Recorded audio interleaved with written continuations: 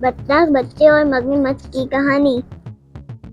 نیلے شفاف پانی کی جھیل میں ایک بطخ اپنے 6 معصوم بچوں کے ساتھ تیر رہی تھی۔ سورج کی نرم کرنیں پانی پر چمک رہی تھی اور ارد گرد ہریالی ہی ہریالی تھی۔ بچے اپنے ماں کے پیچھے قطار بنا کر تیرتے جاتے اور خوشی خوشی چھٹوراتے۔ بطخ انہیں تیرنے اور ڈبکی لگانے کی تربیت دے رہی تھی۔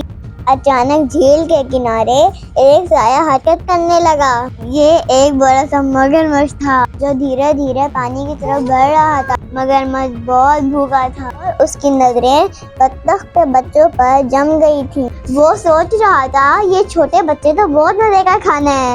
بطخ نے جب مگرمچھ کو آتے دیکھا تو اس کا دل زور سے دھڑکنے لگا۔ بطخ نے ہمت نہیں ہاری اور فوراً اپنے بچوں کو آواز دی، بچوں جلدی سے پانی کی گہرائی میں آ جاؤ اور میرے پیچھے رہو۔ چھوٹے بچے گھبرا گئے لیکن اپنی ماں کی ہدایت پر عمل کرتے ہوئے کے پیچھے پیچھے گہرے پانی میں جانے لگے۔ مگرمچھ اب تیزی سے ان کی طرف بڑھ رہا تھا۔ پانی میں لہر اٹھنے لگی، بچے چیخنے لگے، مگر بطخ کے ذہن میں ایک ترکیب آئی۔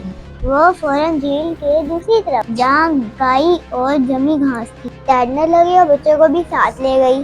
مگرمچھ نے بھی ان کا پیچھا کیا لیکن بطخ نے اچانک ڈبکی لگا کر پانی کے نیچے چھپنے کا اشارہ دیا۔ سب بچے پانی کے اندر غائب ہو گئے اور بالکل حرکت نہ کی۔ مگرمچھ حیران رہ گیا۔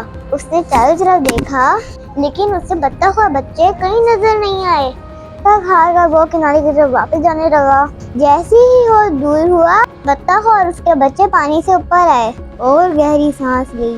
بچے خوشی سے اپنی ماں سے لپٹ گئے۔ بطخ نے مسکرا کر کہا، یاد رکھو بچوں، مشکل وقت میں گھبرانا نہیں بلکہ ہوشیاری سے کام لینا چاہیے۔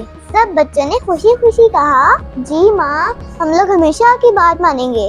اس دن کے بعد بطخ اور اس کے بچے ہمیشہ احتیاط سے رہتے۔ مگرمچھ بھی کئی دن تک انہیں تلاش کرتا رہا لیکن وہ کبھی ان کے ہاتھ نہ آئے۔